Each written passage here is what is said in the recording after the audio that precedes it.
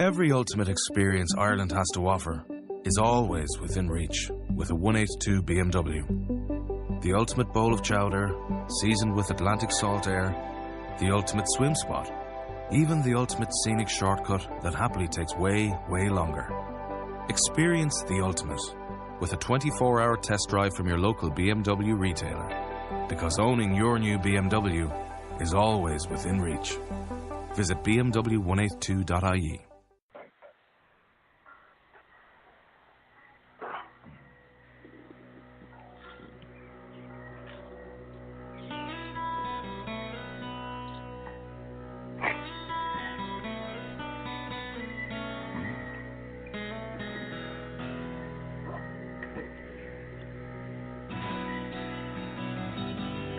Welcome to Take Two Radio. We are pleased to bring you interviews with people in the entertainment and music industry, discussions and recaps of the 4 remaining daytime soaps. That's The Bold and the Beautiful, The Young and the Restless, General Hospital, and Days of Our Lives, as well as various other shows. For upcoming and previous shows, check take2radio.com. That's with the number 2. And you can find us on Blog Talk Radio, iHeartRadio, iTunes, and other streaming apps. Follow us on social media at Take Two Radio, and thanks for listening. Good evening, all, and welcome to Soap Talk Take Two Radio. I am Anthony Karolina, your ultimate soap fan, soap host for the evening. As you just heard, that was the voice ghost of Pam. Due to some personal conflict, she cannot appear tonight. So you have me. We, as always, have the indomitable David. We have the Candelicious Candace. And we have the queen of the days of everyone's life, Carolyn. Good evening, everyone. Good evening. Good evening, Anthony. And let me see. I think we have one of our guests on. Anthony, you keep rolling. I'm going to find out if our guest is on, okay? All right. This evening, we have got a lot in store for you. There is a lot of casting drama going on in the world of our favorite soaps. We have an interview this evening from a web series that has gotten a lot of attention. It's very cute, very quirky. I absolutely fell in love with it. Broken at Love. We have 2 of the stars coming on this evening. And we're going to talk a little bit about the last scenes for General Hospital's Dante, as well as some upsets in our storylines, as well as recaps. Having said all that, hey guys. Carolyn, hey. Hey, Anthony, everybody. Karolina is online with us. Hi. Hey. Hi, Carolina. I was just telling everyone how I fell in love with the series, and we're so glad to have you. Your tweets were just making my day yesterday. Yeah, it was a lot of fun going back and forth. There's a huge Twitter presence, guys, so if you have some ideas, questions, so on and so forth, hit them up. They actually answer you back. Not everyone does. I wanted to start the conversation, and David, you'll let us know when Amber gets on. I wanted to start the conversation tonight with asking you a little bit about how the series came to be, how it is working with YouTube, and if you get confused with the series of books with the same name, with the same title. Well, the show came about when I graduated from college. I needed something to do. And I got all my college friends together in production and in acting, and we started the show as a very small 5 episodes, 5 minutes. My objectives and goals were very low, and it blossomed into something that included a cast of soap stars, Broadway stars, other TV actors, reality TV stars. We ended up with a season 1 that is 1 hour and 45 minutes, a season 2 that is pretty close to that, and we took season 3 to New York. So it was a really small college friend project that I wanted to, put myself as the lead and kind of show what I've learned when I went to school at USC. And then it turned into something so much more. YouTube was just a natural choice. I started the show so long ago that it was, I think it was around 2011, 2012 when it started, and mostly everyone put their web series on YouTube, and there wasn't any celebrity web series competition. It was a lot of people just like me making indie stuff, and so YouTube was a great place for that. And I kind of just stuck with YouTube because it's easy to embed it. People can find it really easy. My grandpa found it on his own during season 2, and he was like on his tablet watching my show on YouTube. So it's just an easy fit. And the books, there are books called Broken at Love that have absolutely nothing to do with my show.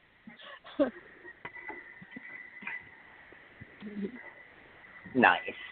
Give our listeners your 5-minute synopsis recap of what we've seen so far, and why they should go back and look at season 1 and 2.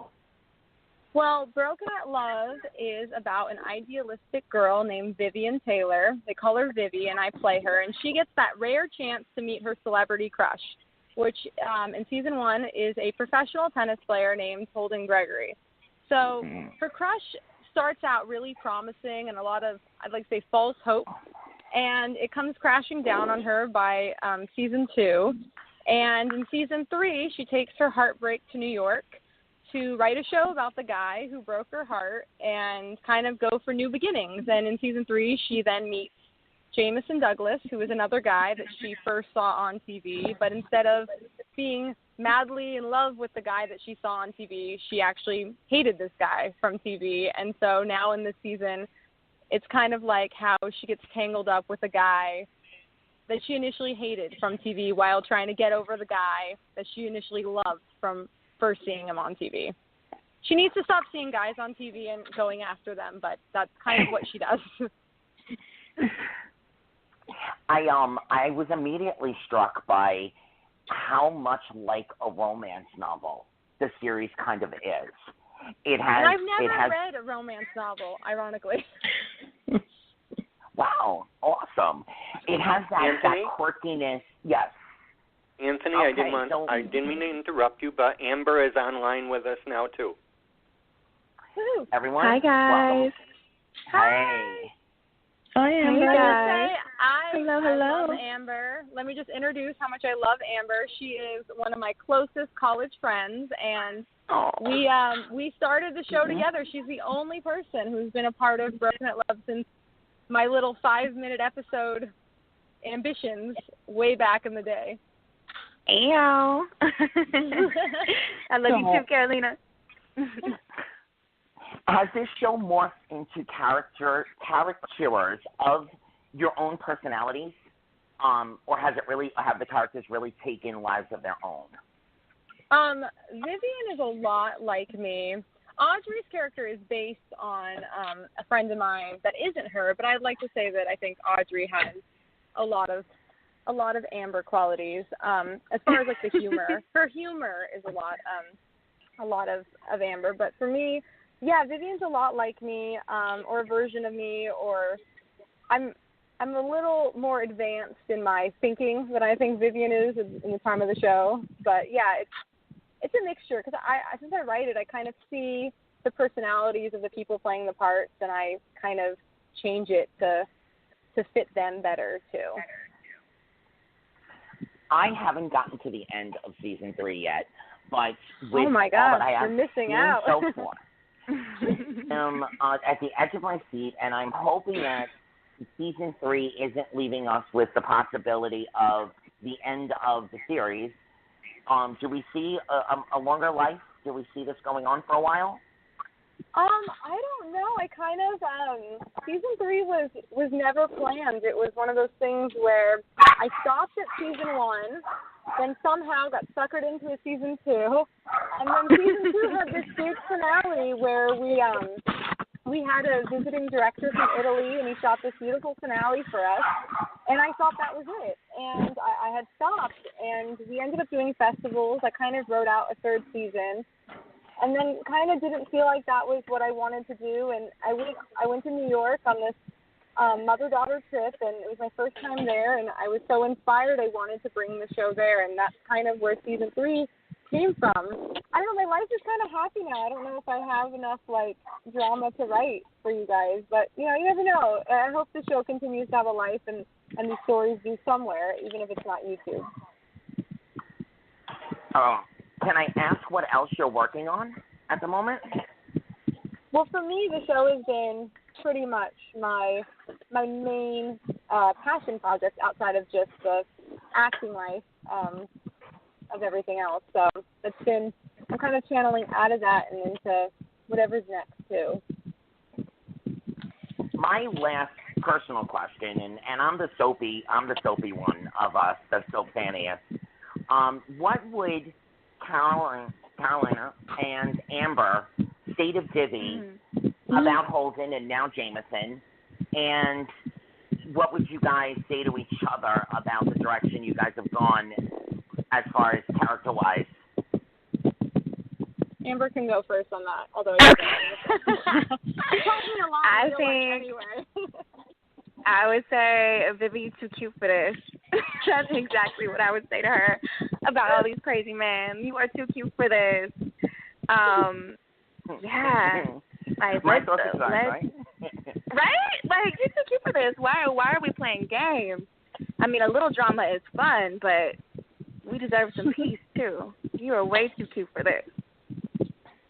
I would probably say that it's not worth any of your headache and probably wasn't even worth writing about, but I'm glad that I did for everything that it, has come from it. But yeah, it definitely wasn't worth a single tear that I might have shed in real life. Not worth it. None of them are worth it. I mean, kind of like the inspiration behind the characters in real life is kind of not really they didn't become anything worth me crying over. They're all dying alone. It's fine. It's not worth me. It wasn't worth it, and I think I would just tell myself that it wasn't worth it. Forget telling Vivienne. I just tell myself it was. I tell myself it wasn't worth it. And oh, sweetie, I don't think it was. With the popularity that it's gotten, it was definitely worth it, at least for material for us. We there we go. Tell her. Tell her. Thank you for answering honestly like that. You're very fresh. It's really awesome. I'm gonna throw it to David. We all kind of prepared a little bit of we all prepared our own couple of questions for you guys. I'm gonna throw it to David. David, do you wanna go ahead with your questions? Yes. Okay. This is posed to both of you. Constantine Morales made his daytime drama debut on The Bold and the Beautiful back in 2007, playing, of course, Constantine. Yes. That was his character. And so, what about, do each of you have your own favorite soap opera that you see that you would like to see yourself starring in? Like that exists currently? Yeah. Well, I was a big Days of Our Lives person. I was very obsessed with Marlena and John. I lived through her whole, turning evil or being locked up or all that drama. I love the Belle, Sean. I was too young, but I wanted to be one of those teenagers with Chloe and Philip. I think I had a crush on Philip and Sean. I love that whole... Yeah, I was a hardcore Days of Our Lives person for a good. I mean, we would tape it on a VHS and watch it, me and my sister, when we'd come home. So I was pretty hardcore. Oh my God, same. My mom would tape it every day, every day, on the VHS, and we would watch it too. But as an adult, I am kind of really into telenovelas. I don't know that there's an old abuela inside of me, but I am really into telenovelas. I mean, they bring the level of drama to a whole nother place. Yeah. Gotta go with you there. They do. Yes. What else you have for us, David? I have. Karolina, I enjoyed the twist with James Lott Jr. interviewing Vivienne on Spotlight on AfterBuzz. How did all that come about?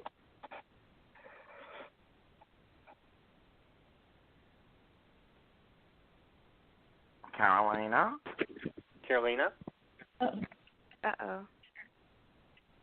Did you drop? All right. Did you drop? She may have dropped. Oh, wait. She's back, I think. Ground. Karolina? I was underground. I'm so sorry. I'm here. I'm here with better reception. Can you hear me? Yeah, I heard nothing. I heard my name, and then it went dark. Yep.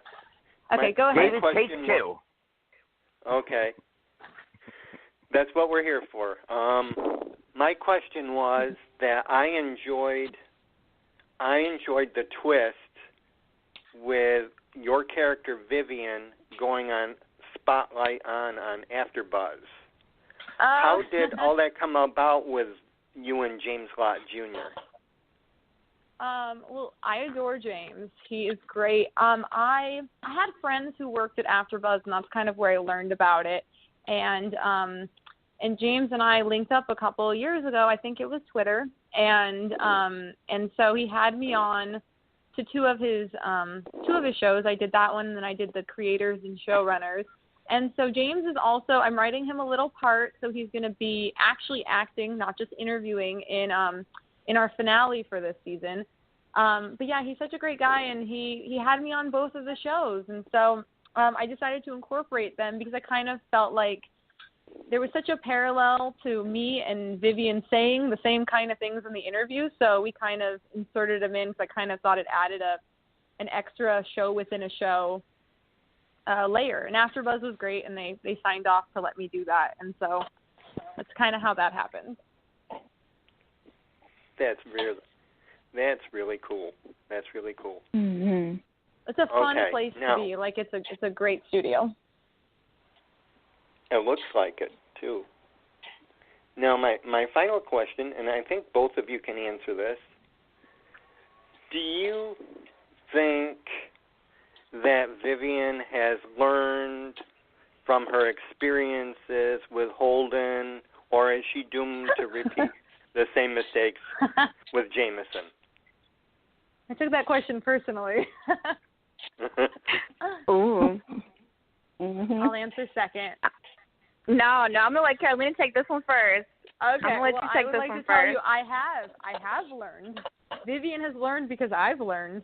Yeah, I mean, I really actually don't. I do think Jameson is a storyline that I think goes on for at least 4 episodes, and which is a lot shorter than how long Holden went on for. I would just like to say that was about 15. So I feel like she learned in that regard. But no, I mean, I think we have a really, really cool ending to our finale that we already shot, and I feel like that ending will tell you whether or not you think she learned, because it's really heavily based on something I did, and I think it was just a cool moment to film, and it was a cool moment in real life to be like, yeah, I am not the same person as I was. Vivienne is not going to be the same person that she was. I actually think if you watch season 1 versus season 2 versus season 3, I feel like you see a whole different Vivienne each time. I think the more there's something about it. It wasn't intentional. It just kind of came out from the writing, I guess. Mhm. I would just say that Vivienne is glowing and growing. Wait and watch that finale. Well, thank you guys for answering my question so well. I would like to now introduce you guys to Candace. She has a couple of questions. Hey. I just want to point out that I think Jameson in season 3, real quick. He was actually getting on my nerves a little bit. Like, when he first, he was like, Mr. I'm an actor, like, you do this and do that. And then he had, like, this kind of, like, eye on the prize, like, he had to be the center of attention for a little bit. And he just, he reminded me of somebody in my life, and I was like, oh, no, we are not going down this road. So, for right now, I think Vivie should be on her own. Just embrace it. Embrace life. No, right now they both need to work on themselves. Holden, he needs to work on himself. Jameson needs to work on himself. Vivie just needs to have fun. He needs to have fun. Okay. I just had to get that out there. That is so funny. I love it. Thank you for recognizing the subtleties. Well, I second all that. Just like when he's really, he was Jameson, right? For those who haven't seen it, I'm just going to give you a scenario. He reminds me of, one of those guys at a single bar, and you're at the bar. You want to have fun on your own because you're at a single bar. You don't really want to get picked up, but it's this guy who is a jerk in a way. I mean, he's cute, but he's a jerk who's just in your face, and it's like, hello, do I give off the signal that I want somebody to be with me? No. Yeah. Annoyed that you don't fawn. Yeah, the annoyed that you don't fawn thing. Absolutely. And then it's just like, if I want to be on myself, like you're calling me like 2 o'clock, 3 o'clock, 4 o'clock in the morning, like really get a life. Okay, see, we just took this interview to a whole new. Okay, but I do have a couple of questions for you guys. So the first one is, what character traits would you two like to have from Vivie and Audrey, and why? Like in our real life? Go ahead first. Go ahead. No, go ahead. I think what I love about Audrey is like her go-getter attitude. Like, she is doing her thing. She's in law school. She's moving and grooving. She also doesn't. I feel like she doesn't. I mean, she has these relationships and things like every other girl does, but she doesn't let it weigh her down. And I love that. I also love what kind of friend she is to Vivie. I mean, do I pick this from like Vivienne? What quality? I miss the idealism that I feel like Vivienne had in season 1, and I think I still have it, because obviously like Vivienne is so much of me, but I like the idealism. I like when you think something good is about to happen at any moment, and I always still try to have that. Like if you meet a guy, you want to think something good will happen. You don't want to go into it and think, oh my God, is this guy going to be the worst person ever? And I think I do still meet people just in any scenario, and I still think, oh my gosh, they have the chance to be, we could be whatever, and it could be like great for the show. We could be friends. And I always still try to be that way. But I think there's something about season 1 Vivienne who just is so idealistic, and I think a lot, like sometimes that could be good. And I think my own idealism in season 1 is how the show even happened, because I didn't look at all the obstacles that there was, because I thought, no, this is going to happen. I think there's something so innocent about it that I think I would always like to hold on to, or maybe hold on to more than I probably do now. Yeah. That might be a plot idea line for season 4. Bingo. She returns to idealism. At a single bar. Speak it into existence. Yep, there you go. Season 4. I love it. There you go. Season 4 is in the air. It's going to happen. It's going to happen. I believe in that. There you go. Okay. It's going to happen. It's going to be fully funded and supported. Come on. Right? Yep. And James, and get that girl a cattle prod. So my second question is, you kind of made mention to it a little bit, is for you two, what has been the hardest lesson you two have learned from doing the web series? You want me to go first? Yeah, because I feel like this is a very good question. Yeah. The hardest lesson is that I learned that relationships won't always last. Like, someone could come and, work with you for a day, and that could be it, and you might never. And I'm always one trying to build an entire family and team, and I think that's always, I feel like, my least favorite part of the show is sometimes things don't last like I would want them to. Whether it's like we still talk before it like comes to like the premiere or something. I feel like there's a lot of that I wish happened more. If that makes sense. Yeah. I feel like Karolina is so kind. Yeah, I feel like Karolina is so kind. And when you're dealing in with actors and people in the industry, it's all kind of personalities. So I think a big lesson is like to not take anything personally and let people flow and go as they come. Yeah. Sometimes she always tells me season. that. She always tells me that. She's always just like, let them act and leave. We don't have to. Not everyone's going to be a friend, and not everyone's going to be like your number one supporter. And you know, I hope that I'm always that for anyone who takes the time to be in my show. But yeah, I would think that would be it for me. Yeah. And finally, you know, let's think something positive, happy, and everything right now. If you two could revisit a certain time in your life, what would it be and why? If we could revisit a what? A certain time in your life. A certain time in my life. Okay. Well, if I want to keep it on the show track, I would revisit the age of 20 and when this stuff happened to me and season 1, and I would have let it go around episode 4 in my own life, and I probably would have stopped there. Maybe episode 7. I think it goes to episode 7. I always say that I would have, you know, that episode 7, Holden comes back, and they're like talking at the back of a car, and I always think like that's where I should have ended my own story. But I didn't, and then we ended up with, like, so many more episodes. But I always think, I mean, show-related. I mean, I don't think that would be my number one thing I'd go back to change, but if we're going to keep it on the love life storyline, I think I would go back to that episode in my own real life and be like, just end it there. There's something wrong with him. Just quit it while you're ahead, and that would be my number one.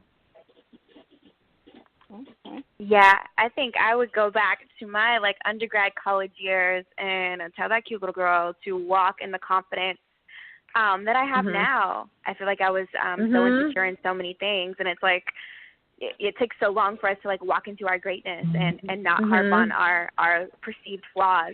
So like to go back into that time and walk with the confidence that I have now, I think that would be priceless.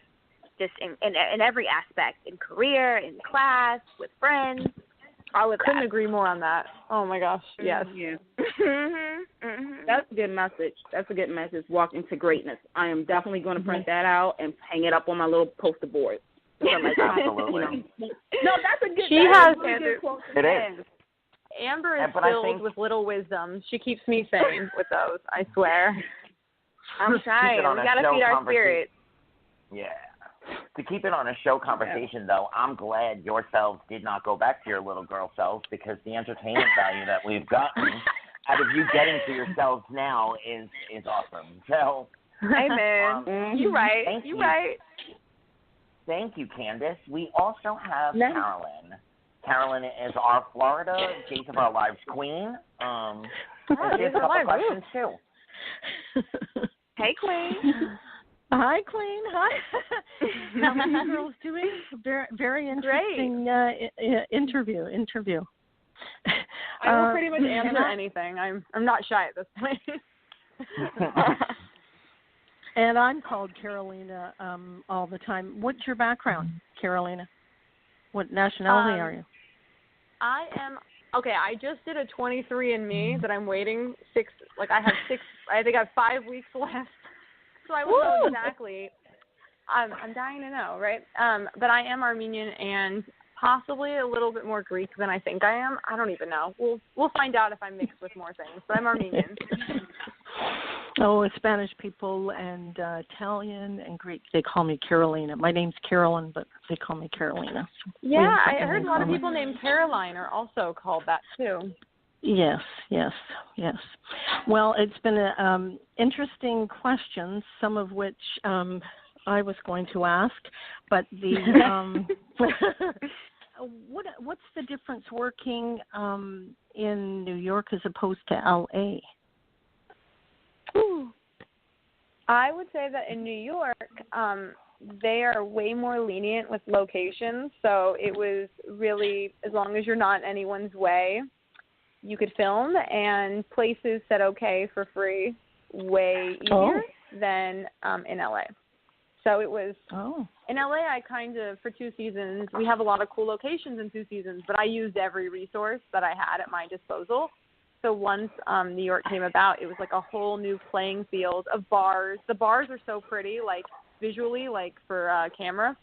The bars are so pretty, so it was great filming there. There's all the parks. We got to film in Central Park, and everyone was really cool, as long as you're not in anyone's way. So I feel like for me that was the biggest difference and the easiest part to do New York. Although in New York you have no cars, so we had to rely on cabs and subways, and we had a lot of equipment and things.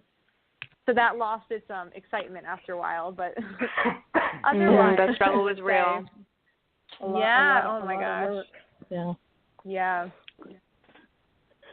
Now you did say that you met in school. Did you meet in a class? How did that come about? Because you sound like you're really, really good friends. Student film. We met on a student film based on an iPhone movie. That was a little Saturday. Yes. Yeah. Yep. Yes. I totally remember that. I think we were sophomores or freshmen. Well, you were 1 year older than me. Early. I think I was a freshman and you were a sophomore. Yeah. Yeah. And, it was like a grad student film. Yeah. And then we ended up, I think, my senior year, having a ton of classes together. We had a shop class together. It's like this required theater thing. If anything will bring you closer to someone, it's learning how to cut stuff for a theater shop. Ugh, everyone's favorite class. That you have no, like, I don't want to be an actress. Why am I doing this? Yes. It was the worst class. So we had like a bunch together during one of our years too. And then we also are like from the same place in California, like this small area of California. We're both from that area. Yeah. Yeah. So that happened too. Yeah.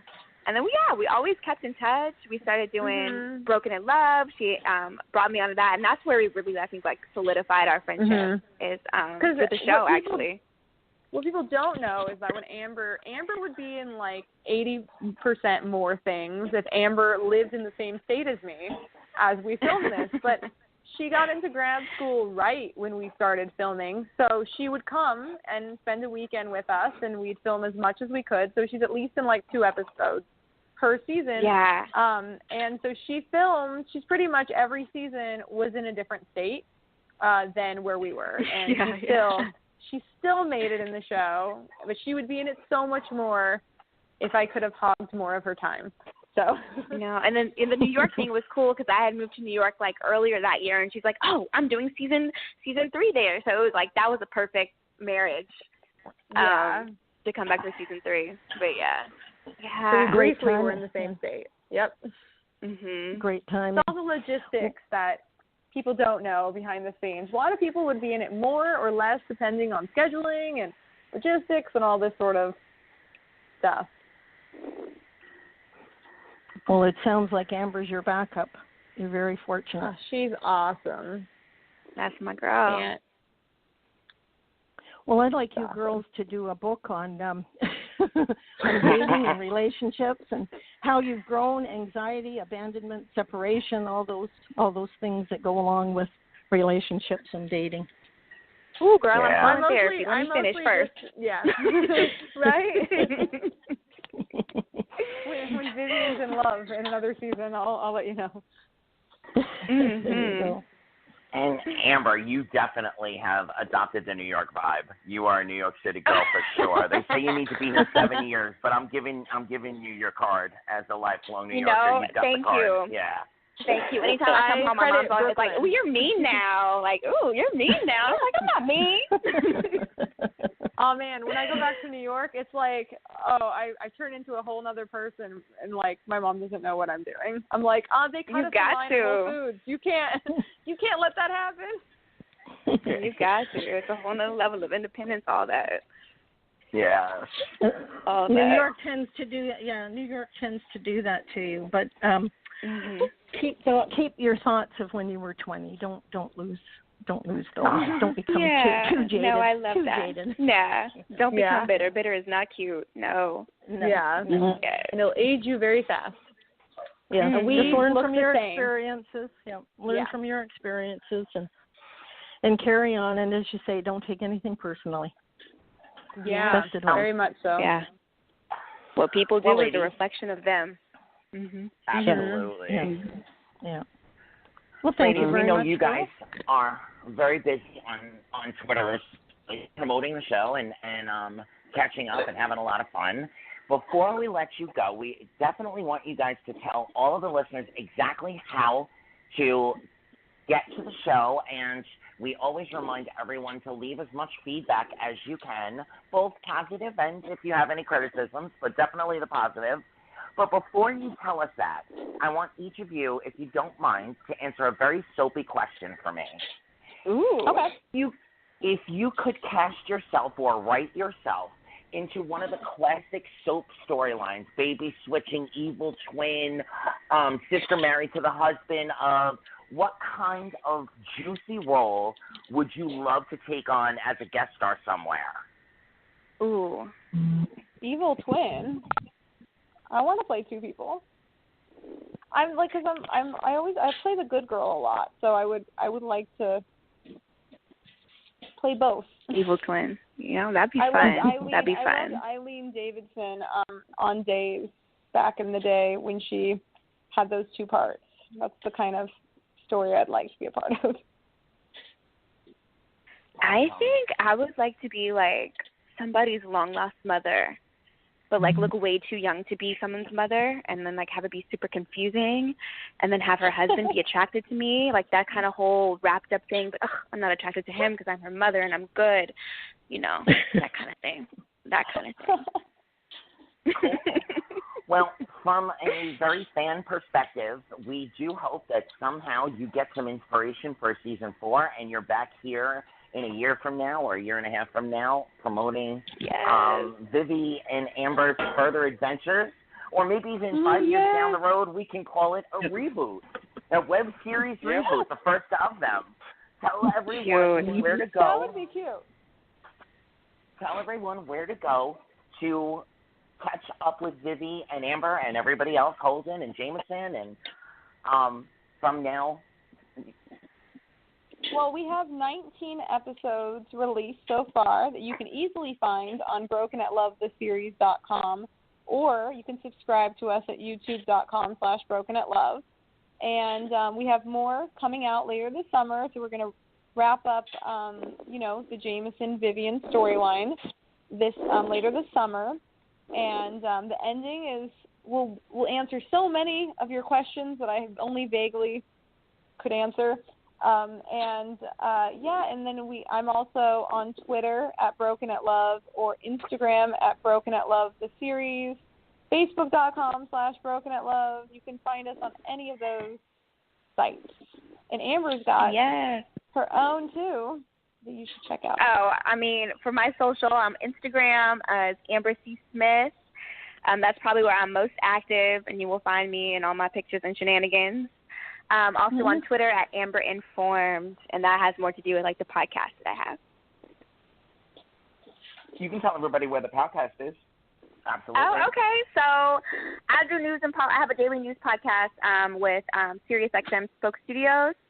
That's what my day job is, and I do just your basic news and headlines, but in very much so Amber flavor that I've dished out today. So like I laugh, cry, and sigh through the interesting news that we've been getting this year. So if you want news in kind of a fun, more digestible way, hit up Informed. It's on Apple Podcasts, iTunes, and the Spoke app. And I listened to about 10 minutes of it today. I meant to do a whole thing, but personal situations came up, and that's why I say, Amber, you've got your New York City girl card. Thank you guys for coming on. I hope you are enjoying the ride. You've given us a lot of fun, a lot of entertainment. I hope you guys are enjoying this ride. Thank you for coming on. And like I said, I really hope we have you here again in a year or so with some further adventures. Or whatever your next project is. Well, tonight I'm headed to the Chinese theater to screen the show. So I think, in a lot of ways, this is only the beginning. So. Yes. Oh, wonderful. Love it. Thank you, guys. Such good call. Thank you so much. So fun. Thank you.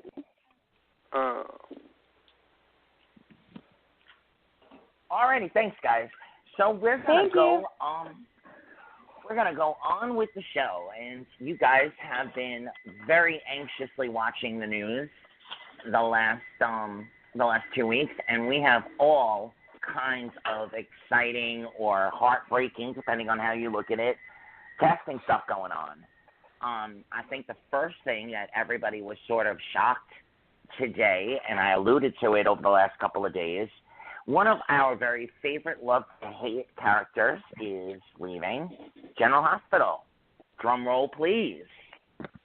Clover here has decided to step away from playing Nell. Eileen Davidson, a beloved, a goddess, what else can we say, is also going to take some time off of playing Ashley Abbott. Stephen Nichols, it is completely confirmed that he is leaving Days of Our Lives. And I just found out today that Jacob Young taped a set of shows and then is going off Canada 6 months, possibly longer. He's got a couple of personal projects in the works, and we're not going to see him for a while, if not ever. Let's hope it's just for a while, because I do love me some Jacob.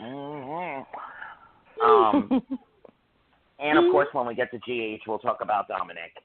Guys, real quick, with all the casting stuff, what are you feeling? David, what are you feeling? It's pretty sad to see him. It seems like when it rains, it pours, and you see him one after another going, and you don't know what to think. What about you, Candace? I know you've always got something to say. I mean, it's like your family, and I always say the soaps are like our second family, and Eileen Davidson and Stephen Nichols are icons of this genre, and I know they've been gone before, but it never gets any easier when you say goodbye to a character that you've been connected to. With Chloe, character aside, and I said this on Twitter, she sold that character, and she's a fantastic actress. I mean, it's just too much. It's too much going on. It's like, Monday there's an announcement, Tuesday there's an announcement, yesterday was an announcement, today was an announcement, tomorrow's Friday, and you know what they say about soaps, you've got to have a cliffhanger. So, you never know what's going on with this genre. It's unpredictable. Caroline, how do you feel about Patch? Well, I'm very sad about Eileen Davidson, and you alluded to something you knew more that was going on. I've always loved her on Days. I don't think they really used her to the best on Y&R. But she's going out with, on a high note. She seems to be doing a lot for the Alzheimer's community. Do you know anything about that? Is she going in that direction, or? What I know is this: she's going to continue with the Housewives franchise, and she's doing a series of PSA announcements. I guess it would be, but with the Alzheimer's. It wasn't officially announced what the PSA announcements are, and that she's taking personal time. And I would assume it's because of the Alzheimer's that's touching her life, as well as she's got kids and they grow up so quickly. I'm sure that she probably looked in the mirror and said, I can be a daytime diva at 76, but I can't get back my son at age so and so and so, and I won't get back my mom or dad, and I'm pretty sure that we hate to see them go. It hurts. Like Candace said, it feels like family, and yet we want the best for them in life. So for me, I just feel like she will have a home. She can knock on whatever door, and they're going to take her. Multiple Emmy Award winner. She's played iconic characters on both Young and the Restless and Days of Our Lives. I mean, she played, 7, 8, 9, 12 characters on Days of Our Lives? Yeah. Just about. I'm surprised that she's going to pursue it on Housewives, because they really are not nice to her on Housewives. Maybe she'll get more aggressive. They've been nasty, which I don't like. She's a very nice person, and sometimes her character is opposite. But I'll keep watching Housewives to see what happens. Well, before we get into the recaps, I also alluded in all my posts that there is going to be a huge soap return. And a couple of weeks ago, Nathan Varney kind of played with our emotions by saying, wouldn't it be wonderful if Erica Kane came storming through General Hospital? Oh, and, I saw that. Yeah. Well, I'm really happy to say that they are actually sitting down in talks on how to make, I don't know if it'll be Erica Kane, because there's a lot of rights involved. And even though ABC now has the rights again to the characters, to bring those characters, there's a lot of stuff involved. But they are sitting down and they are ironing out a guest spot for her to come in that may or may not lead to, something more permanent. Looking at Aunt Stella, she was only supposed to be on for 2 months. And she's popping up all the time now. So I think if Susan Lucci comes walking in, even for a week, on a daytime show, that's iconically awesome. So I'm really proud to be able to break that news. And the fact that it wasn't posted anywhere else today, it makes me so happy. And Candace, that'll give you your little cliffhanger for Friday. Will she be Erica, or will she be someone completely new?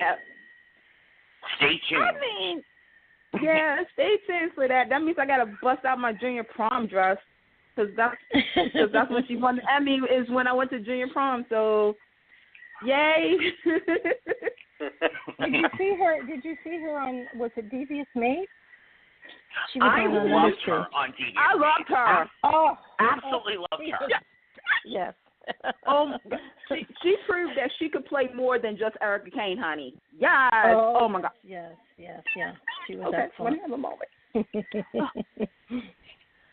I just wish the crazy wife, I can't remember her character name now. Rebecca Wysocki, the wife of you know who I'm talking about, the redhead. Yes. I wish there would have been more scenes between the two of them, because their chemistry, they played off each other so well, so fire. And she's another one, Rebecca, honey. Bold and the Beautiful needs somebody like you, baby. I mean, any soap could benefit from her, but Bold and the Beautiful, oh girl, come on in and shake it up.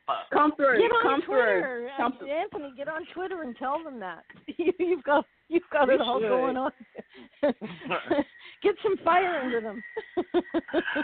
Well, I think it's time to get to what really pays the bills here, so to speak, and we'll start with, as always, Days of Our Lives. And I'm gonna ask our queen to set the tone for our Days of Our Lives discussion.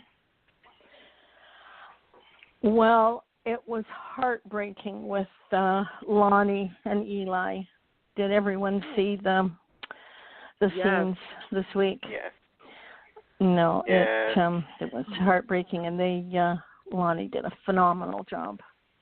I was following her on Twitter, and she said she really had to dig deep to do those scenes. Yeah, and for the first time, Eli really had something juicy. I mean, really juicy. And it wasn't over the top, which I was waiting with bated breath. Is he gonna overact this? Because she's coming so. You saw the scenes with Abe right before what was leading up to it, and you saw she was working her, rear posterior off, so to speak. So when he came in that room, it was like, is he going to overact to try to match this? And he really hit it level for level with her. And I just have to say, kudos to that whole level, all of it. David? Candace? Yeah, I copy. I was in tears. Those scenes, yeah, go ahead. They rocked. I mean, they were emotional for sure, definitely. Now, what do you think? Will their relationship, will that bring them closer, or JJ's kind of out in the cold? How do you think that's going to go? Candace, well, let you roll with that first. Okay, I think with JJ, he's going to be in a stage of, now where do I go from here? Because if we all remember, it was 6 months ago now that, he changed his life because he was going to be a father. Right. He was going to end his life, but then he had a sense of being, a purpose, and it was for this child. And even though with all the stuff, he was still going to be a part of this child's life. Now the thing is that what does he do now? Do I think it's going to bring these two closer together, Lonnie and EJ? I mean, they just suffered a trauma, a tragedy, and they always say that trauma brings people together. In this situation, I think for all three of them, is that the question is going to be, where do we go from here? We can be friends, we can be respectful, and of course there's going to be that pause of, do I pursue something or do I let it go? Because if I pursue something, which other guy it is, it's going to be that memory, that little, and when they named that baby, oh my gosh. Yeah. I was like, kudos to Dave, because they could have named it Kelly, Bold and Beautiful, or, of a character we don't know and don't feel connected, but when they said David and they gave him that strong name, that broke me. I was like, ooh. So, that question is going to be, where do we go from here? How are they going to, is there going to be a relationship, or is it just going to be a mutual friendship? I think that's the part of the story I want to say. I have to say this. I would love for, it very rarely happens. I'm not going to say never, but it very rarely happens in the soap world. I would love for JJ to say, I love you. I will always be here for you. But, honey, this is just too much drama. I was about to kill myself. I was about to be a father. I was betrayed. I grieved. I just can't. And quite honestly, I don't want to see her with Eli either. I think, like Candace said, she's going to need a breath of fresh air. What I would also like to see, quite honestly, is Gabby and Eli kind of come back together, and both of them saying, oh my God, you were my hero, and then you destroyed me, and then my life went off the charts haywire. But I recognize that your life went off the charts haywire, and can we rise from the ashes? Let's not name our relationship Stefano or anything, but can we rise from the ashes and make some adult choices because of this together? Yeah. True. I think that would be a really interesting way for them to go. But honestly, it looks like they're going in the direction of Lonnie and Eli needing each other and not being able to let go. So the only way they can let go is to let go together, so to speak. Now, on the same note, I'm not too happy about this Chad and Abby. Now, has anyone watched it today? Yesterday? Yes. She's pregnant. Mm-hmm. It's a little bit too fast. I mean, now we're going to go through 9 months of Abby and who's the baby daddy. Oh, let us kind of absorb what's gone on with Lonnie and Eli, and now this week. Okay. Well, it looks it looks like Days of Our Lives is having fun with the fans not loving the Stefan Abby Gabby pairing, and so now they're in the mode of, is there a way to redeem this? and if this baby is his, are they gonna throw every effort into trying to redeem, his character, B, their relationship. Chad's too hot. I hate to say it, but Chad's too hot to be out of romance for too long. I have but the dynamics behind the scenes, really count when it comes to what are we going to see on screen. And it seems like, they need a final nail in the Chad Abby coffin so that they can get him, hot and passionate somewhere else. Now, who do you like Chad with? Which Abby do you prefer Chad with? The chemistry. Let's go there. Up until about 7 months ago, way before the multiple personality came out, I would have said hands down Kate Manzi. I mean, they and we're gonna get to Ben and Sierra in a second, but they were Ben and Sierra. They were fire. So, but then she, Marcy really, and Marcy stepped into it. She had a huge set of heels to click across that wooden stage in, and she did it. But I like the idea of maybe Chad going off the rails a little bit and becoming a bit of a player. Good. Those eyes, that voice, that vulnerability. When he gets vulnerable, it's like, oh my God, I want to scoop you up. I want to eat you at the same time, but I want to hold you. I want to, there's not a level that isn't touched when he's, and so I'd like to see him kind of play the field a little bit. I don't like him with Gabby. I think the history is just way too crazy. Yeah, we don't want that. I think we're going to see a lion, though. I think we're going to see a lion, though, once he takes over Titan. And I don't know if he'll give it back. I don't know if he'll give it back. Okay, guys, I got a surprise. One of the fans that was at the event the other night, she just texted me and she wants to call in. Call in.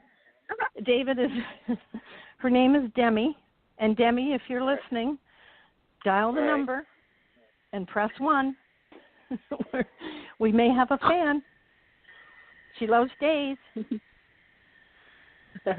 So we'll keep talking.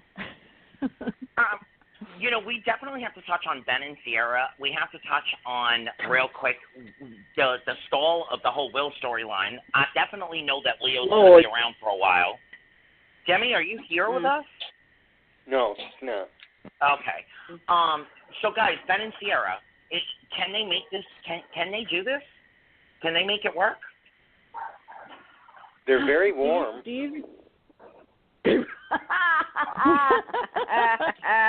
That was a good one. I mean, Anthony, did you ever watch Degrassi? Degrassi, The Next Generation, The Next Clip. Okay, you know the song, Whatever It Takes? That's what Ben and Sierra has to, whatever it takes, I know you're going to make it through.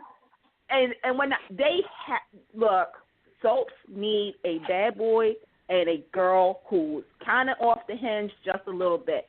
They need this. They can make it work as long as the writing is there. Look, the chemistry is off the chain. Look, like some people said, even before they even had a scene together, people was already ready for it. They was like, yes, and yes. I think they're going to have a hard way to go because everybody's going to be like, no, Sierra, he's the bad boy. No, Sierra, he killed such and such and whatnot. And Ben is going to have to face that. That's going to be – I want to see this play out. Oh, my gosh, this is going to be the hottest couple since Jonathan and Tammy got in life. There, I said it. You know, he did Crazy really well. He does Hot Boy with no shirt on really well. If he pulls off vulnerability and I need you, as well as he's done everything else, it's the sky's the limit. That moment when when he finally breaks down and says you shouldn't be with me, but I can't live without you, kind of thing, I think is going to send everyone into the stratosphere. because they're making love with their eyes right now as we speak. The way, you know, and I'm almost blind. I need to use my machine to get in, but it's worth it with the two of them because their expressions. When he brought, you know, when he was with the sponge bathing and all that, the tender look on his face, and then, you know, she was all like flutteringly and princess, and I said, oh Jesus, I got to put the air conditioner back on. Oh, yeah. She needs to make sure that she doesn't fall to do like, and this is the part, Sierra needs to not be like Laura. For those who remember General Hospital, remember how Laura was acting all like kind of ashamed, embarrassed when she was around Luke, when she was still with Scotty. I want Sierra to kind of, I wasn't even around her, but I knew that about that. Okay.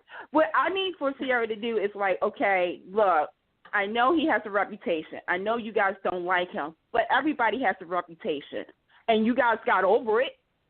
You know, like, I need for her to have that attitude, but I have a feeling because of Hope and she's going to have that, she's going to be judgmental a little bit.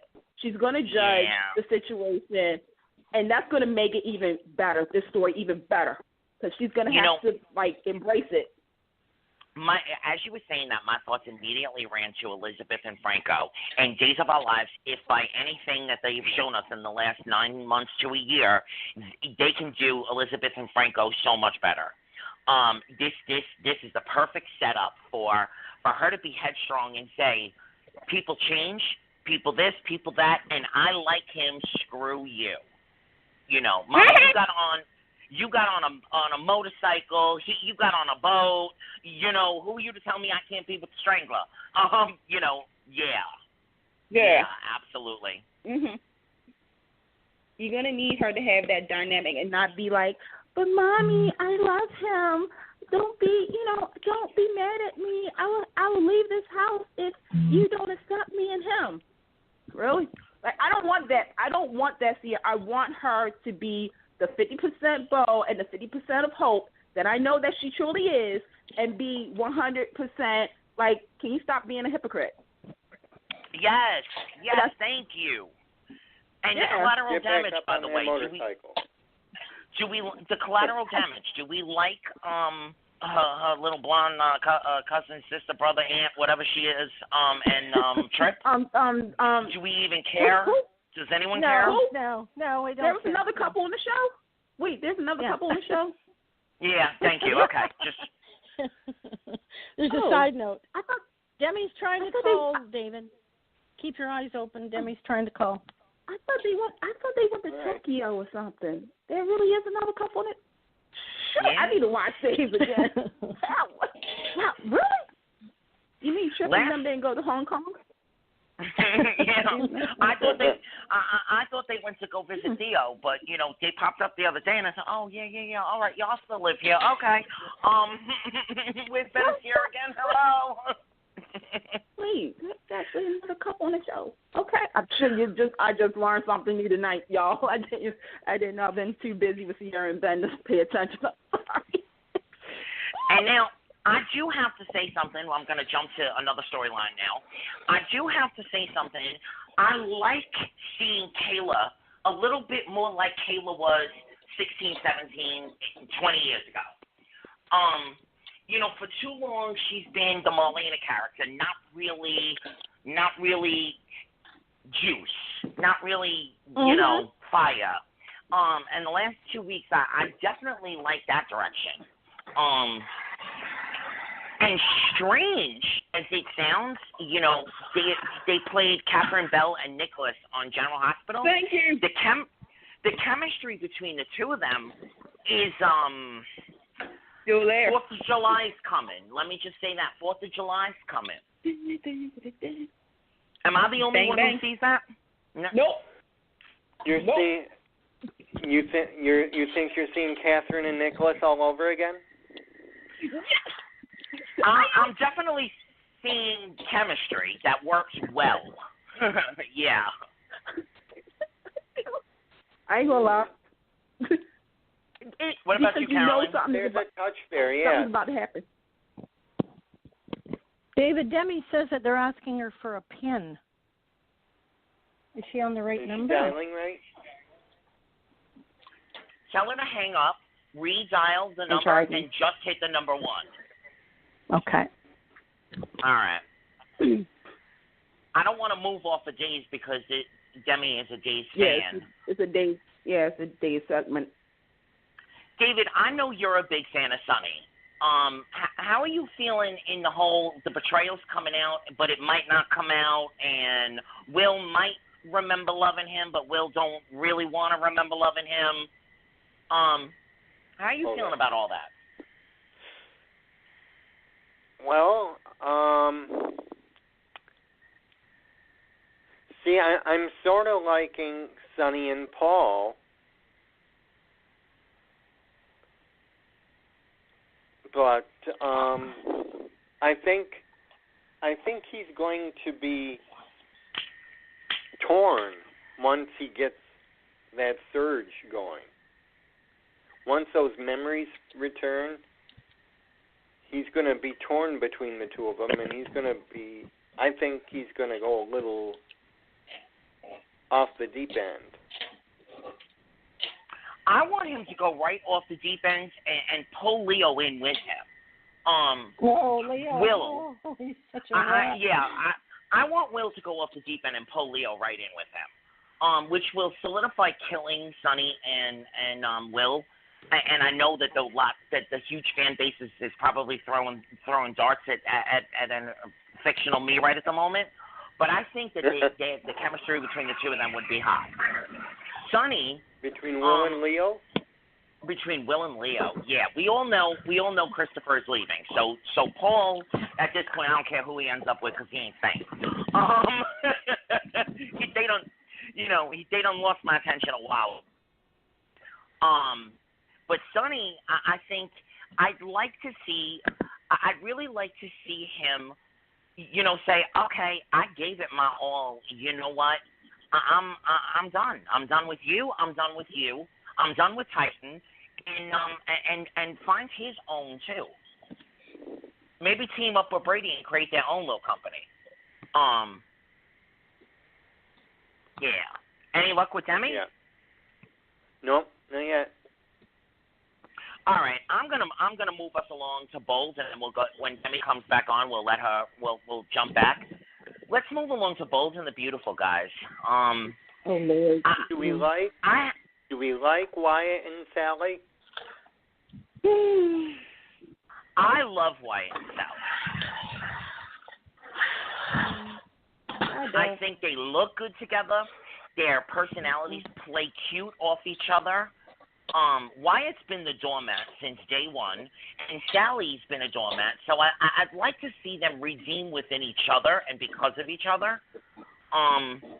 So I have no problems with Wyatt and Sally. Candace, baby? Hi, honey. I do. Okay. First and foremost, we kind of knew that when they said Courtney was coming back to Sally, we all knew that they were going to throw Wyatt and Sally together. It was no duh. You don't have to be a math major to figure that out. I feel as though it's too soon. Like the same episode that Katie and Wyatt ended, Sally and Wyatt got together. Let it play out. I get it. Wyatt has always been the runner-up. Sally, I would have loved to see the story between Thomas, her, and Caroline play out on the show, but okay, I'm not going to get that. Yeah. Whatever. I just feel as though it's too soon to have it be a relationship, romance. If this was 6 months or 6 days later, maybe. But no. Okay. Not right now. I am going to agree with you, and then I'm going to say if Bull does it right, which they haven't with anything lately, but if they do it right, that could be what comes back to bite them in the butt in 4 or 5 months. Like, what did we do? Why are we here? Do we even know why we're here?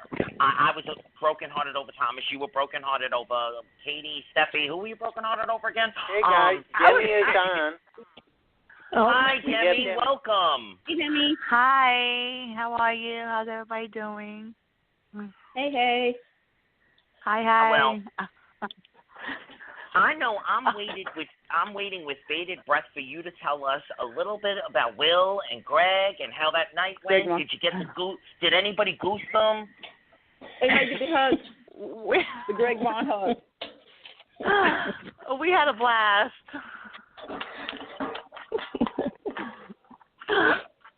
Demi got a lot of pictures. I know. Everybody else was taking pictures of Greg and I. I don't know what was going on. My face was turning so red. It might have been that sexy red dress you were wearing. Yeah, I guess it went along with the red dress I was wearing. I guess. Yeah. Okay. Did you guys previously know each other, or did you meet at the event? Oh no, we met at the event. We met, and she was very, very nice because, of course, you guys know I was a newbie. I've never been to an event, and she was very, very nice and helped me out. Neither have I. That was my first event ever. Oh. Well, you knew a lot more than I did. I don't know. I was just going with the flow. I don't know. He was just funny. It was a blast. Well, for Roseanne Nyland, who's sitting in St. Ole, Minnesota, who has never been to a soap event, give us a little idea. What's it like when you first get there, when they get there? Just a little, guys. Who are you asking? Are you asking it to me or to everybody? No, I'm asking you. I know what it's like. I've been to a lot of them, but I'm asking you. You're a first-time person. What was it like to be the first time to do that kind of event? I was actually excited. I've never met a sweet, outgoing actor like Craig Vaughn, and I'm hoping in the future I'll meet more terrific actors, towards the Florida area, because that's the closest I could, drive to. I had a blast. I met a lot of friendly people, sweet people, outgoing people. Everybody just maybe had a good time. I was a little disappointed at the restaurant because some of the waitresses were not doing the jobs right. They were being very not professional towards us customers, and I was shocked because I'm Greek and I felt a little disappointed from the restaurant. So, yeah. That happens a lot at the events, unfortunately. Yeah. So, Demi, if you don't mind me asking, do you watch all 4 of the shows? Well, I watched General Hospital when I was actually in middle school, but not for long. I watched General Hospital when it was Felicia and Fisco, but I stopped. But I've been watching Days since high school. So you have. What era of Days for you is the pinnacle, the top, the most unforgettable? Oh boy. Well, it was touching when Bo died in Hope's arms, and in front of the plant that they grew together. I guess I don't know if anybody saw that scene, that episode, but that was really touching and sad. Oh my God! Yeah. Hey guys, I have breaking news, and I bet you didn't even know this one. Pam just sent me a link. Late breaking news. Lindsay Godfrey joins Days of Our Lives. Wow. No, I did not. What? Didn't I just say I still had a funny feeling that something was going to happen? It's so, see, you know what? The pick-free lottery numbers. Let me get it ready. I can't. It's not Friday yet. Couldn't y'all wait till tomorrow to break this? Oh, Lord. Oh, my God. just said all this week, I've been saying something was going to happen in Soul Twitter, and you get all these coming and going. And literally, when we started the show, I literally, within 5 minutes, did I not say, please? Yes, you did. Please. Like, Yes, she did. She did. Breaking news. Okay, so something's going to happen later on tonight, early tomorrow morning. Something is going to happen again. Congratulations to Lindsay, though. Yeah, absolutely. Congrats. She was very underused on Bold.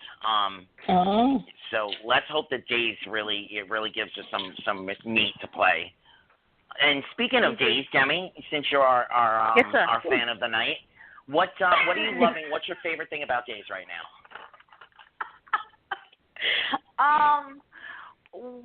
Pretty much the whole episode, the whole scene. So, how everybody is coming as a group, as a team on Days, how they're performing so well, and it's just acting. My favorite is how Christian Alfonso and Galen Guerin are teaming up together to find Sierra. Hopefully, Hope will have a heart to forgive Ben, because Ben did save Sierra. So that's the most exciting scenes right now. Because and I haven't been seeing Craig on, so I'm a little disappointed in that.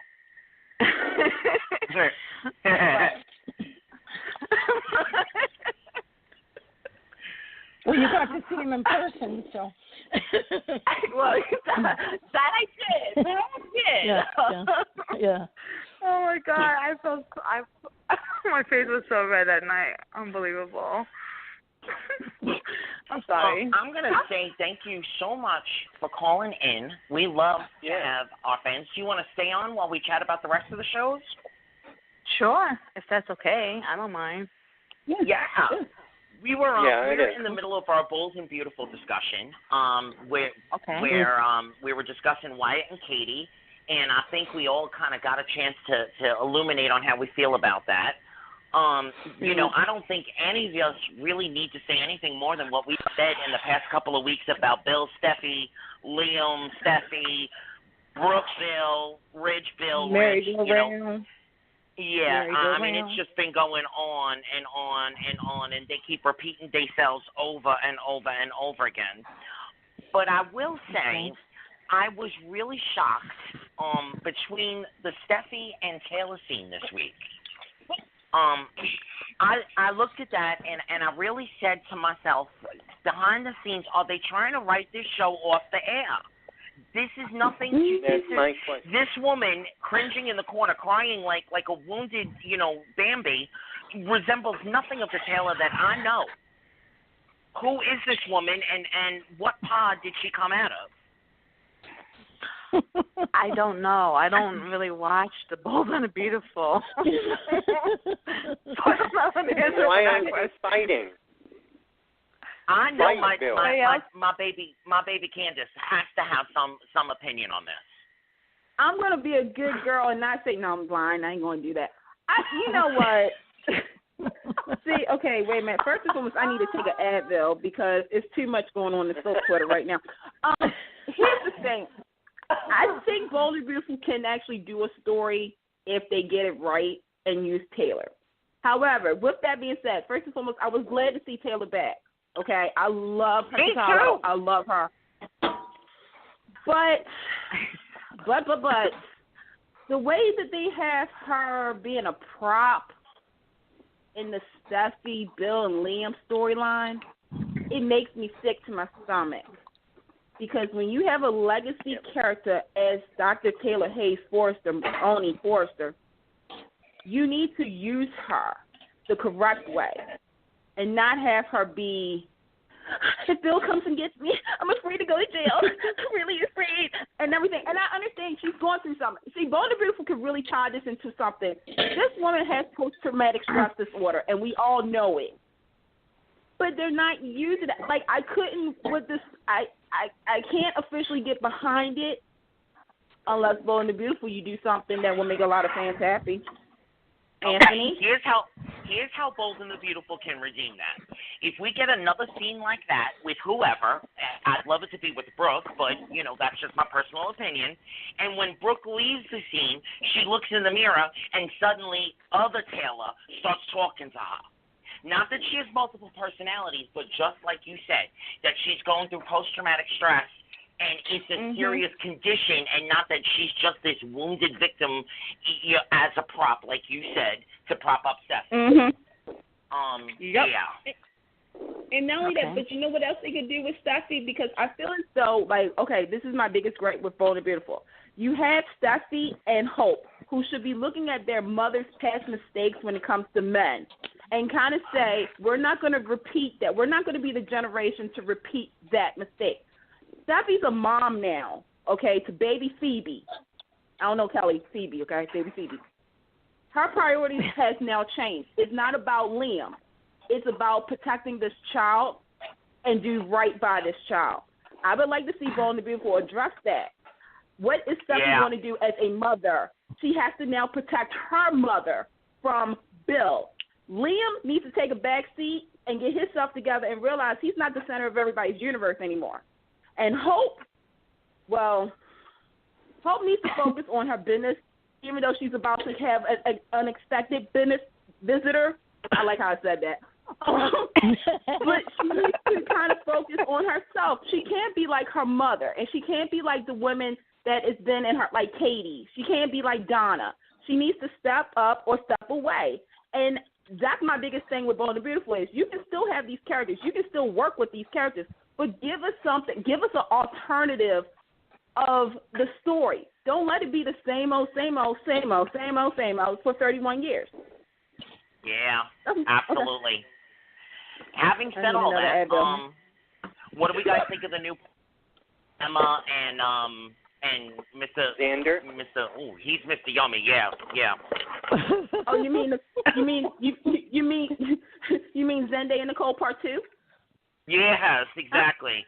And are we going to get a 7-minute Sasha somewhere? Right?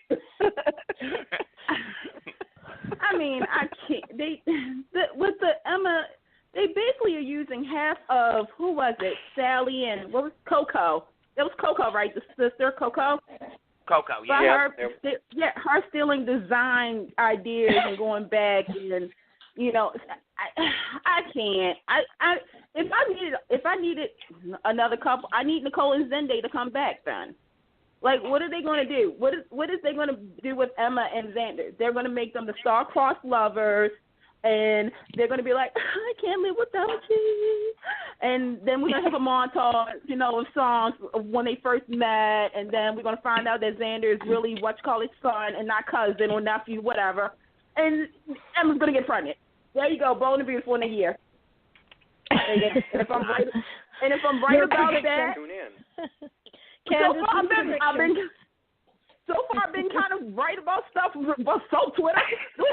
Yeah. David, before we move on from Bold, is there anything that's impressing you or seriously disappointing you right now? Yeah, there is. I was taken aback by Hope's attitude towards Sally. I thought that was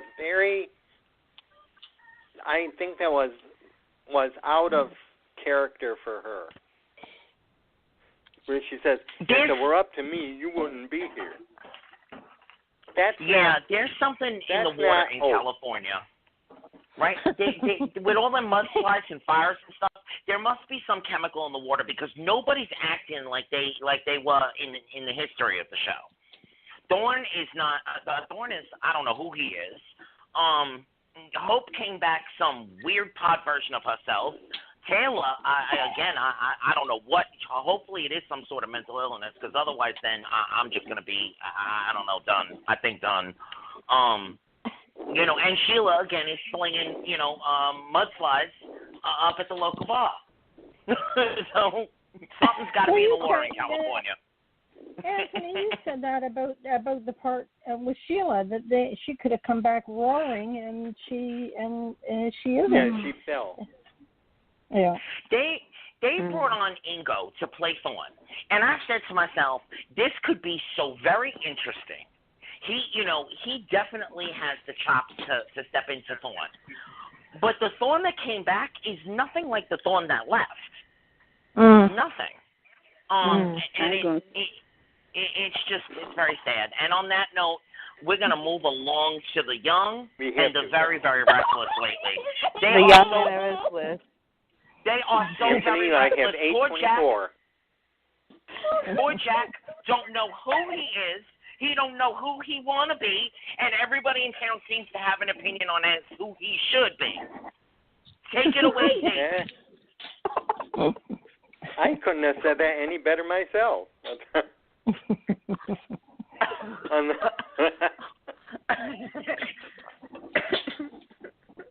Thank you, Anthony. You're welcome. That's it in a nutshell. Pretty much. All right. What else is impressing you right now on the Restless City? Well, how are they going to? What else? How's Ashley going to leave? I don't know if that's written yet. But Michelle Michaels has just said that she rapped. Yeah, she rapped yesterday. Yeah. So I don't know. That'll be another 4 weeks. September. Yeah, Eileen's September? going to finish up in September. Yep. Eileen is. Yep. Well, we all know Thad Luckenbolt. He'll be back very shortly. Even though it hasn't been officially announced, I mean, it's not only written in the stars. Somebody wrote it in a Sharpie on the bathroom wall in the restaurant. That he'll be back next week. Having said all that, I think that they've done an amazing job of bringing Sharon and Nikki back to the characters that they once were. I think that Phyllis don't know who she is, and now that she's looking at Phyllis, the reboot of Phyllis Summer, yeah, I think that she's in an existential crisis. And she's about to be rocked out of the water by her daughter and her let's say, paramour, blowing her mind.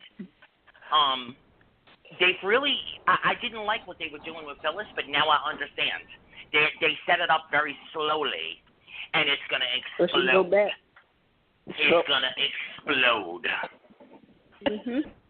Do you really think Billy's gonna go with Summer? I don't. Yes. I don't. Yes, I do. I think he's going to fall off the wagon, and maybe he'll go to the edge and maybe not fully fulfill it, but they are definitely going that storyline, without a doubt. No. I agree with you on that, Anthony. I think they're going to take it to that level, but they're not going to cross that line. I think they're trying to make Phyllis kind of go back into old Phyllis a little bit, where the paranoia was there. Yes. And that's why I said, like, this storyline is going to set up for Jack and Phyllis in the end, because we all know Phyllis. Phyllis doesn't like a situation that she can't control. If you've been watching Young and the Restless since the day that girl started the show, Phyllis, being, you know that she has to be in control. And she doesn't like to get played either. And you have mini Phyllis, Summer, which I'm so proud, Young and Restless. I'm so proud as a proud mother. I am so proud of you. You set this up because who better than the student? She's seen the teacher at play, so now she's going to copy the teacher. But Summer, you better watch out for your mama, because she will burn you. She hit Cricket with a car, and Paul. Yes, thank you. Yeah. Paging the current writers of Bold and the Beautiful, take a teaching moment from the Young and the Restless right now. This is how you write the child of two iconic soap characters. And the award goes to the Young and the Restless. Oh, Paging General Hospital 2. Michael 2.0 could be a little bit more like Summer. Just saying. No. Michael's a lost cause. I gave up after Hollow Wedding. I'm sorry. Nick and Sharon, yay or nay, guys? Yes. I want to keep my mouth shut. I ain't getting in trouble with people no more. Yes. I am all for Nick standing up to his father. I think it's about time. I think it's about time he show it a little more, and I want to see more of Brittany and Mac, because I know they're going to be on more. Yeah, absolutely. What I have to say about Nick is he needs to ground up a couple of what is it, Ambien? That's sleep medication. Put it in Nick's ice cream, and while he's sleeping, shave off his mustache. I think, oh my God, could you imagine? No. I said it last week, and I have to repeat it. He is the ultimate. I'm going to get Vic the card in his back pocket. Hello, you orchestrated the death of the child's father that you just took custody of. He was sitting right there in his back pocket. In fact, half of it's hanging out. Half of Genoa City has read the card, and yet he don't pull it out and throw it on the table. But it's Nick Newman. You know darn good well this has been an ongoing battle now for 24 years, because Joshua has been on the show for 24 years. It's been an ongoing battle of Nick always got a lot of talk, but he doesn't go through with it. He's afraid to cross the mustache, and that has been the thing that's irking a lot of fans.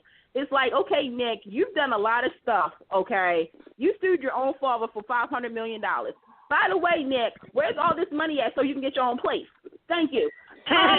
Sorry. I had to get that out, y'all. I had to get it out. Thank you for letting me do that. But my thing is that you're right. Nick has the ultimate card to pull, and he's afraid to do it. Why? Because he doesn't want to be – he still wants to be Victor Newman's child. That's now, see, if you're listening, Mel, if you flesh that out and you give us an internal battle, let him talk to himself in the mirror about how he doesn't want to actually turn into Victor, and that's why he won't do it, it will make all kinds of sense to the rest of us. You know, you got to give us a little more drama involved, and as much as we love Nick and Sharon teaming up, it's not enough. But see, okay. So I you can like send me a check for $4.99 for that idea, by the way. Hey, here's the thing with Nick and Sharon. I like the fact, I got to say this, I like the way that they're writing Sharon. She's now on, I'm not going to say evil ground with the Newmans, but she's better than she was 5 years ago with them. Yes, then much.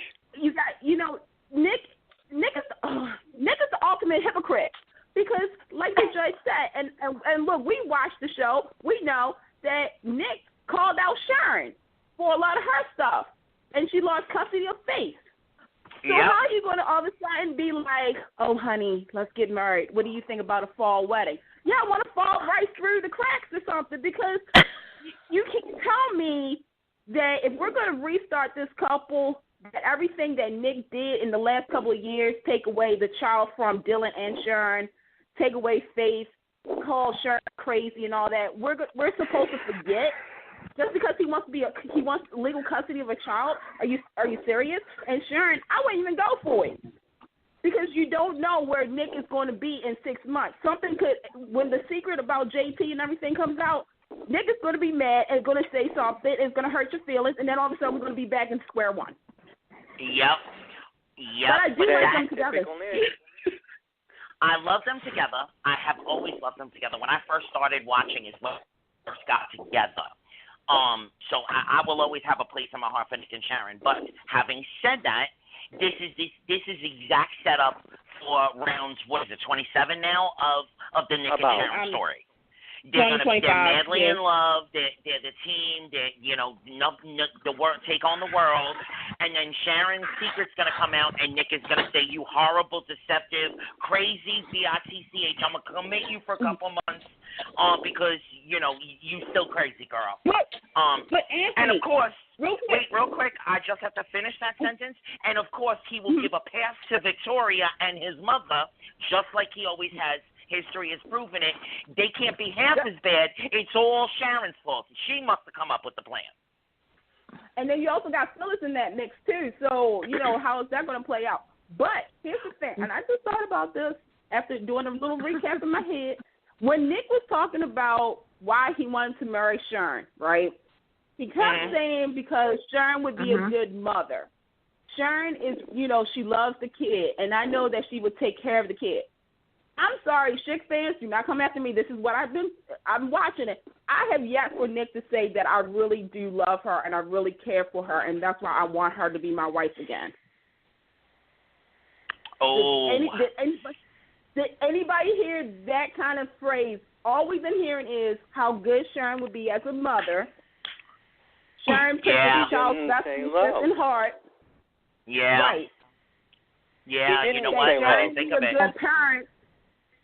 Yeah, he's been, and I understand you say that for the judge, but when he got on his knee and proposed, he said, "And I want Christian to be your son. Like you treat him like your kid." I have yet for Nick to really come from the heart and say, when we were kids, I knew that we would be here. I love you. Let's get married, baby. Let's go to Vegas. All right, I'm going to move us forward a little bit and jump right into Hillary, Devon, that whole triangle, Miss Sasha 2.0, Young and the Restless style. What do we think about everything going on in that household? I think Devon said it pretty clearly to all of them and got it in order and says, let's keep our crap together and be a family. And I don't think he could have said it any plainer. He stuck up for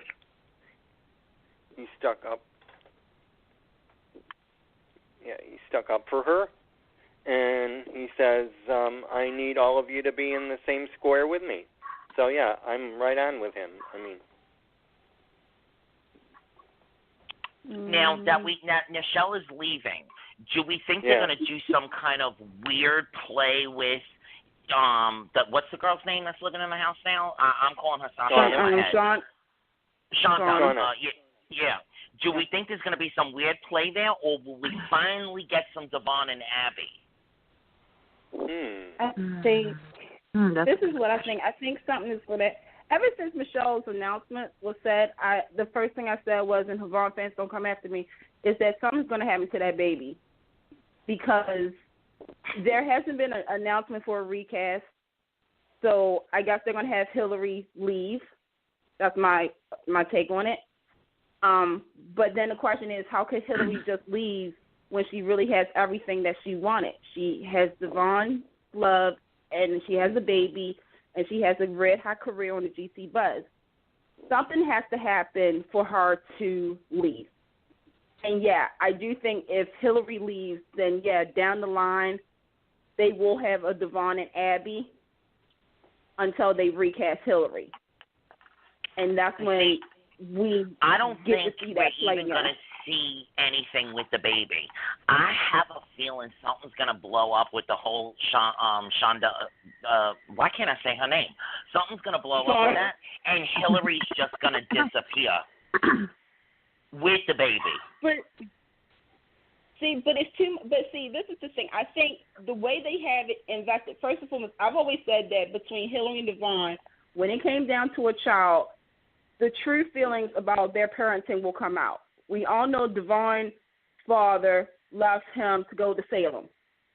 And then y'all got that right? Okay. And then, okay. So then you got Hillary, who didn't really have the best life growing up. Mm-hmm. So one of them was going to have like that fear of, okay, what if I'm not a good parent? I'm going to bounce. I'm going to leave. I don't think Young and the Restless would do that. I do think, sadly, the ongoing trend is to have something to the child. And that would be, and I'm not going to say a clean break, a clean slate, but it would be like something for Hillary, like if Hillary can't come to terms with it or something, she goes away and then comes back. And then this time around, if they do bring her back, then we really get to see Devon really fight for them.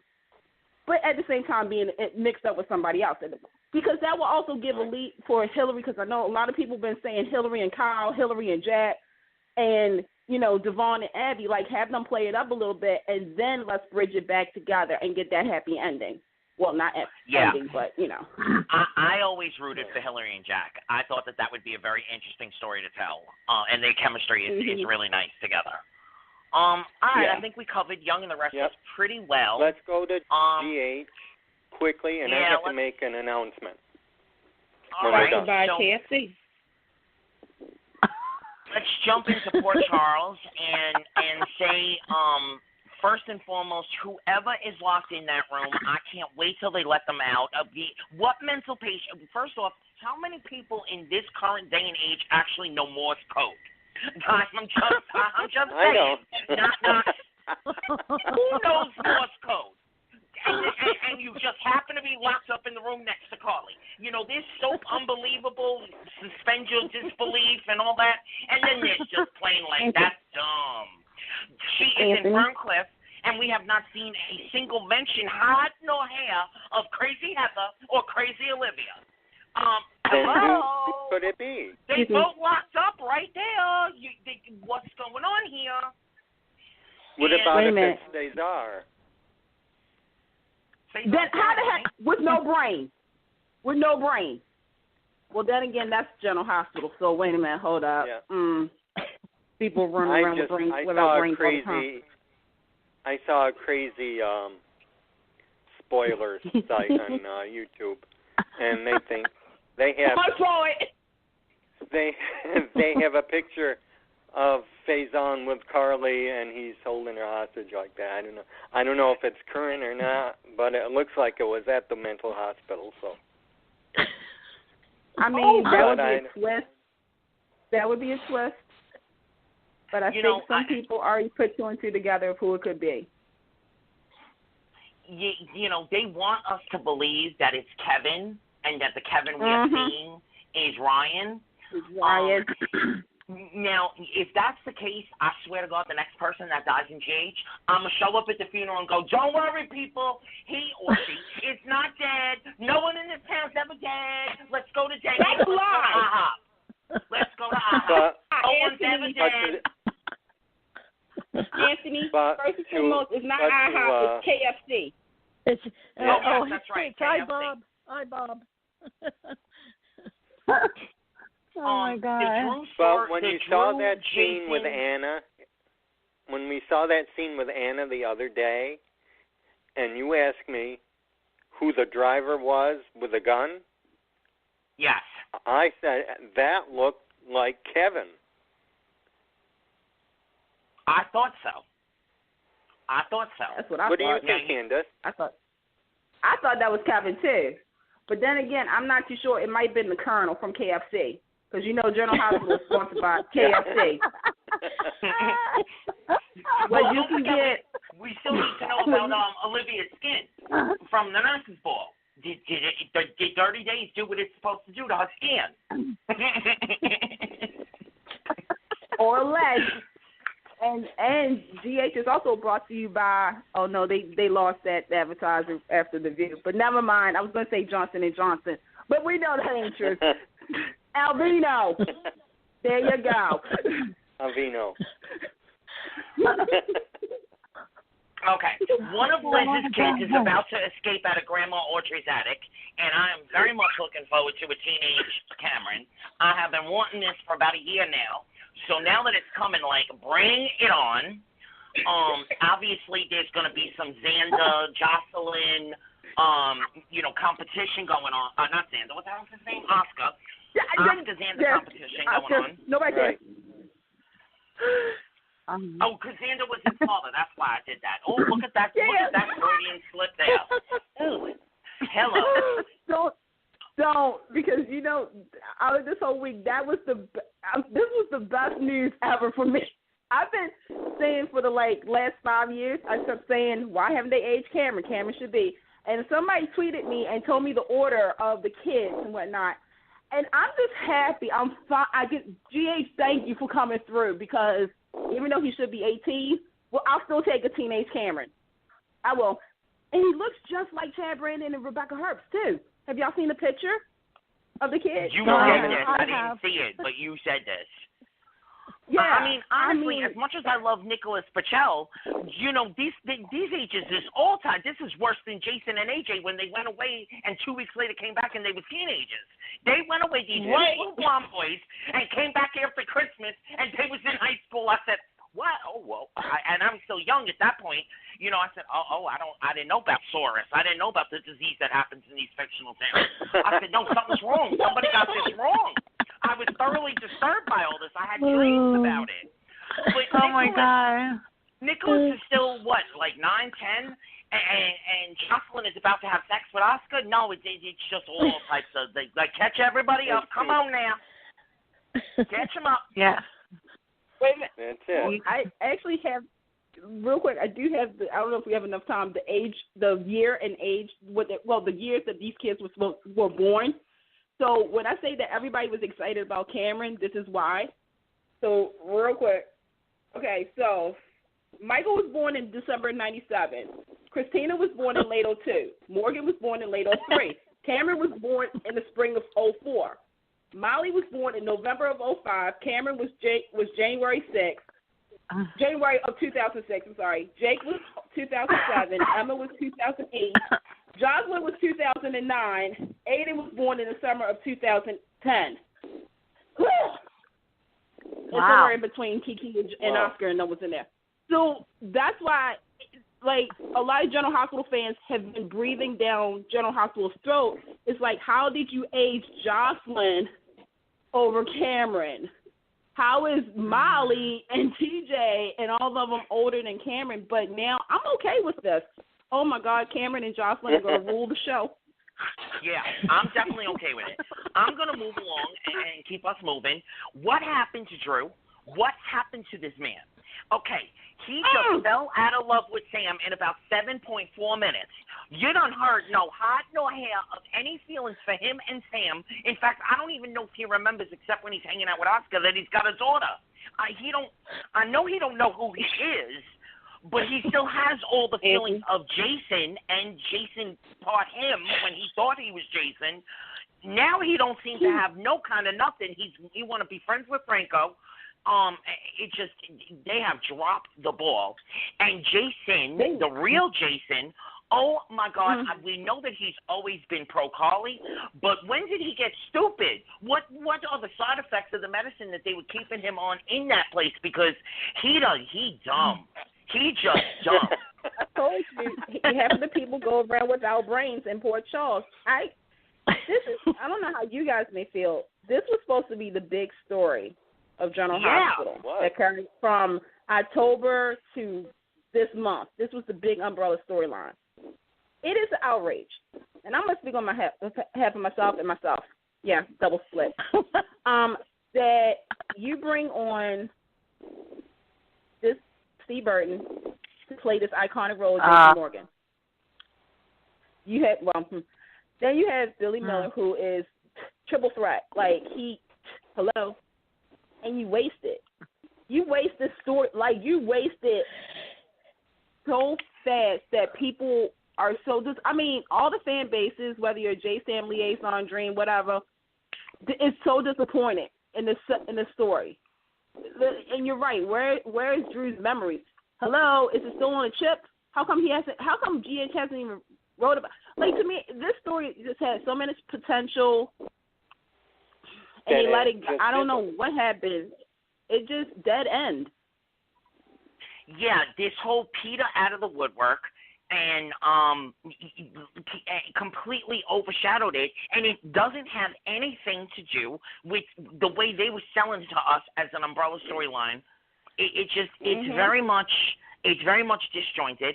General Hospital, Mr. Frank, who I love you, Mr. Frank, you know that. We've actually spoken in real life.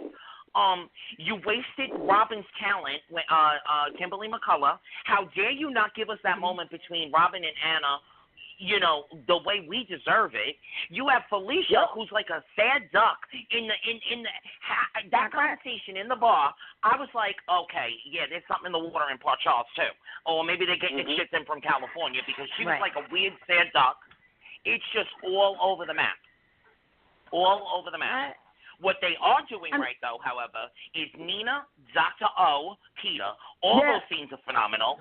Maxie, Jordan, those scenes were phenomenal. Finn, Anna, those scenes were phenomenal. So they've got half of it right, and now we'll get to our star of the evening, Nell, Miss Chloe. I cannot believe you're going to leave, although they've written you to such a place that I guess you're going to have to leave. But we all said about 6 months ago how they didn't know what to do with her. They tossed her all around. There was no way to redeem this character. There was no way for us to root for her or anything. Now, we may be rooting against her, but in a way we're rooting for her.